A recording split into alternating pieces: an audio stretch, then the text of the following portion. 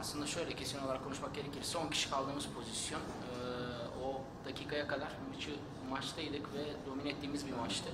Ondan sonrasında şanssız bir pozisyonda Barış'ın kırmızı kartı oldu. O yüzden kesinlikle burada Barış'la alakalı herhangi bir suçlama yok. Tam tersi maalesef futbolda böyle şeyler var. Biliyorsunuz ki Barış şu ana kadar bize gösterdiği her zaman takım için fedakarlık yapan, çok koşan, çok mücadele eden ve performansını ortaya koyan bir futbolcu.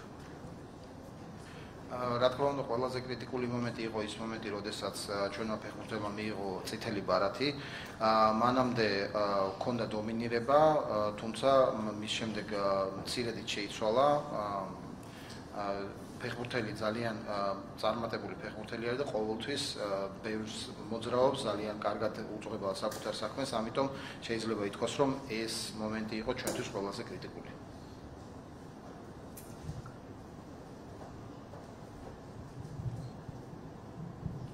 გამარჯობა. მაინტერესებს ელოდა თუ არა, თავარი მწვრთნელი რომ დღეს სანეული თამაშობდა 4 მცველით, იმიტომ რომ ბოლო დროს ვილი სხვადასხვა ტაქტიკას იყენებს ხოლმე. რამდენად ელოდა და რაზე იყო მისი სათამაშო გეგმა გათვლილი? მადლობა. Bu maçta Willy Senior 4 defense aldı. Siz onu bekliyor muydunuz yoksa başka bir şekilde düşünüyordunuz? No, l'abbiamo preparata così perché nelle ultime partite hanno giocato così, sapendo che a volte potevano portare il centrocampista in costruzione, a volte fermare un terzino, quindi eravamo preparati. Aslında biz öyle hazırlandık tamamıyla çünkü son maçlara baktığımızda bir orta sahayı da geriye çekip oyun kurduklarını da gördük. Sol beki de orada tuttuklarını, oyun kurmada tuttuklarını gördük. O yüzden hazırlığımızın dışında herhangi bir şey olmadı. წინა თამაშებიდან გამომდინარე ჩვენ ზუსტად ასე მოვემზადეთ. რასაც ვაკვირდებოდი წინა თამაშებში, ნახევარმცველების და მცველებიც შედარებით უკან იყვნენ წაწეულები და აქედან გამომდინარე არაფერი განსაკუთრებული არ იყო ჩვენს მომზადებაში.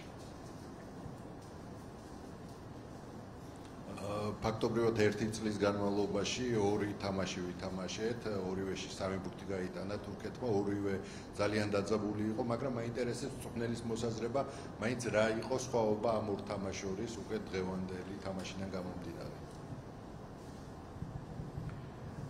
Bu bir yıl süresinde biz 2 maç oynadık. 2 maçta siz aynı maçta 3 gol attınız. Ama farklı maç hangisiydi? Nasıl değerlendirebilirsiniz bu maç arasında mesela farklılık? Sono due partite diverse, contesti diversi. Di solito l'abbiamo sofferto un po' troppo oggi, secondo me, per soffrire fino alla fine, però nel calcio sono episodi. In verità anche all'Europeo avevamo sofferto a metà del secondo tempo tanto, questo dimostra che la Georgia, e faccio i complimenti, è una squadra organizzata, una squadra con grandi valori, e quindi proprio per questo credo che oggi questa vittoria valga qualcosina in più dei 3 punti, perché era la prima, perché era contro una squadra in salute e organizzata, quindi sono particolarmente felice e soddisfatto oggi. Aslında şöyle söylemek lazım. 2 farklı maçtı. Baktığınızda her maç farklılıklar gösterir. Yani biz bugün zorlandık açıkçası ikinci yarıda o pozisyondan sonra, şanssız pozisyondan sonra. Ama Avrupa Şampiyonası'nda da ikinci yarıda zorlandığımız bir Gürcistan vardı. O yüzden aslında tebrik etmek lazım Gürcistan'ı. Çünkü bu ne kadar organize ve ne yaptığını bilen bir takım olduğunu gösteriyor. Ve sürekli de gelişime açıkta olan bir takım olduğunu gösteriyor. Biliyorsunuz ki bu tarz organizasyonlarda ilk maçlar en zorlu maçlardır. O yüzden ayrıca böyle bir galibiyet aldığımız için de çok mutluyum.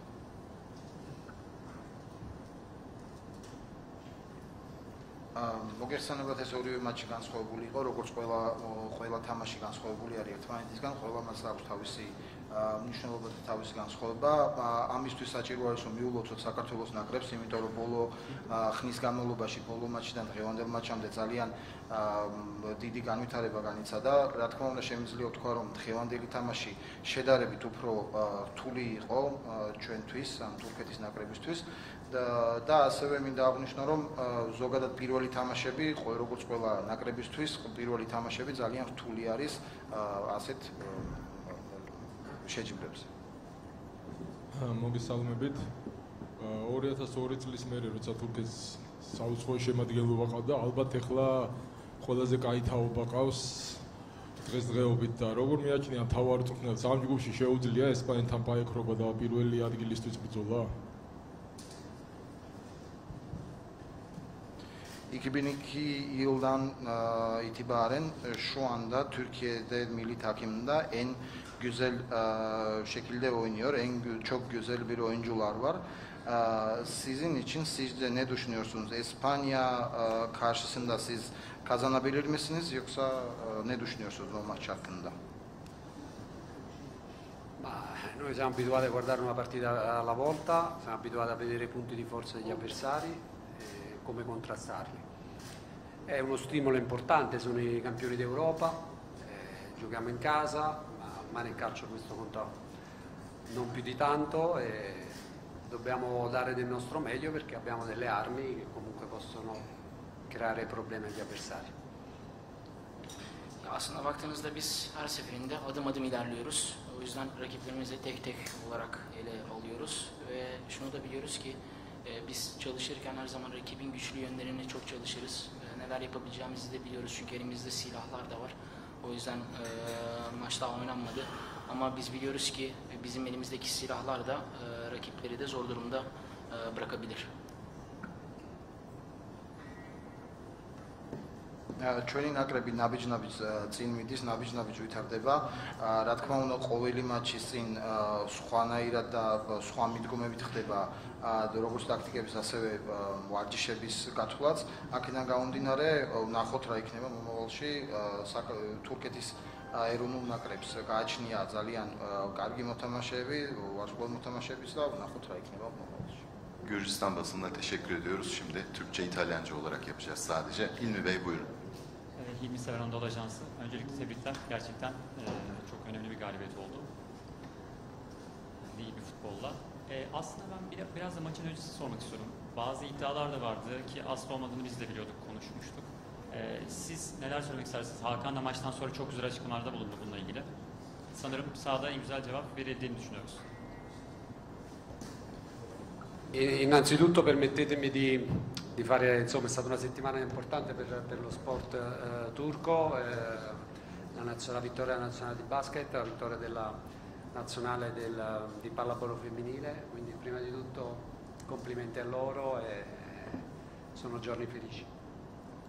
Aslında öncelikle şöyle başlamak istiyorum. Milli hafta yaşadık biliyorsunuz. Basketbolda kazandık, kadın voleybolunda da kazandık ve biz de kazandık. O yüzden onları ayrıca tebrik etmek istiyorum bizi mutlu ettikleri için. Riguardo alle polemiche, un po' ci sorrido, un po' mi stimolano molto e ci motivano anche al gruppo. Questo è il gruppo veramente che si vogliono bene, che stanno bene insieme. A me dispiace anche quando i ritiri durano così poco, no? Una settimana questa volta, perché è bello vederli insieme. Poi il resto sono chiacchiere, è venuto fuori un video vecchio facendolo passare per attuale, insomma queste sono le risposte migliori che dà sempre il campo e io sono veramente orgoglioso non solo di allenare questi ragazzi ma di stare insieme a loro proprio nel quotidiano, quindi la risposta migliore è il campo. Aslında şöyle söylemek lazım, polemikler bizi gülümsetiyor net bir şekilde ve ayrıca bizi de motive ediyor, daha çok hızlandırıyor yani daha çok çalışmamız için. Ve şunu da eklemek istiyorum, birbirini seven bir grubumuz var, ciddi manada bir aile ortamı var. Hatta şunu da söylemek lazım, mesela bu kampın sadece bir haftalık olması bile beni üzüyor. Çünkü onları beraber gördüğümde vakit geçirdikçe onların keyifli anlarını şahit oldukça çok mutlu oluyoruz biz. Biliyorsunuz ki değişik polemikler oluyor. Herkes bir şeyler söylüyor. Hatta eski bir video yayınladılar bu konularla alakalı. Ama dediğim gibi bunların hepsi bizi daha çok hırslandırıyor çalışmak için. Hocam galibiyet için tebrikler öncelikle. Galibiyet için tebrikler öncelikle. Şunu soracağım. Son uzatmalarla beraber 30 dakikalık bölümü bir 10 kişi oynadık. Takımın da bu anlarda yorulduğunu da gördük. Son Avrupa şampiyonu İspanya ile oynayacağız. Bu takımdaki yorgunluk o maçı nasıl etkiler? Nasıl bir maç bizi bekliyor? Teşekkürler. Intanto permettetemi di dire, anche se abbiamo sofferto tanto, e l'avrei evitato volentieri, ma è venuto fuori negli ultimi 30 minuti lo spirito di questa squadra, no? Che si aiuta in campo, che vuole portare a casa una vittoria, che hanno giocato veramente con il cuore alla fine. Ovviamente questo punto della stagione, l'inizio della stagione, sicuramente qualche strascico lo porta dietro, quindi valutiamo bene i recuperi dei singoli calciatori per poter fare le scelte migliori a livello poi tecnico-tattico. Şöyle söylemek lazım. Öncelikle yani benim elimde olsa ben böyle bir anı yaşamak istemezdim. Son 30 dakikayı bu şekilde geçirmek istemezdim. Ama biliyorsunuz ki sezon başı oluyor. Futbolda bu tarz pozisyonlar oluyor. O yüzden bütün futbolcularımızın durumlarına bakacağız ve taktiksel ve tekniksel olarak değerlendirmelerimizi yapacağız. Ama şunu da eklemek lazım. Son 30 dakika bölüme baktığınızda yüreğiyle oynayan, fedakarlık içerisinde ve bir birlik olarak oynayan bir takımımız var. O yüzden tekrar ediyorum, onları tebrik ediyorum bu galibiyet için. İlmi Bey tekrardan verelim. Front side please. Deplasmanda alınan galibiyet çok değerli. Maçtan önce de bu maç ilk maç ama belki final maçı gibi açıklamalar da vardı. Hem sizden hem rakip hocadan. Şimdi liderlikle ilgili biraz daha iddialı konuşabilir miyiz? İspanya çok güçlü bir takım ama yine de sahamızda ağırlayacağız.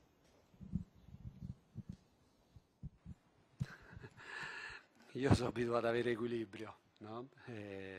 Forse in questo caso ce l'hai anche tu, ma giustamente devi fare la domanda un po', no? Pizzicare un po'.